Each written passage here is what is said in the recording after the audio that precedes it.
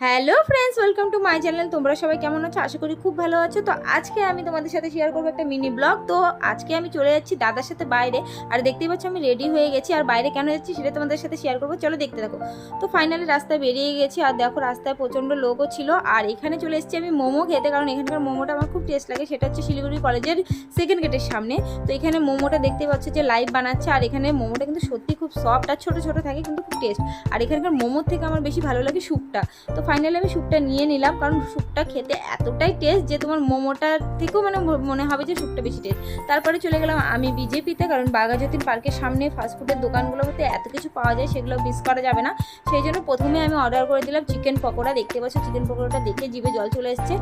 তারপরে নিয়ে নিলাম একটা স্প্রিং রোল, দেখতে পাচ্ছ এটাও খুব টেস্টি ছিল। আর এখানে এসে দেখি বাবা, আমার ভাগনা, জাইম্বু, দিদি সবাই চলে আসছো। তো এরাও খুব এখানে আমাদের সাথে খায়, এনজয় করলো। যদি ভিডিওটা ভালো লাগে তাহলে লাইক কমেন্ট সাবস্ক্রাইব করে দিও। বাই।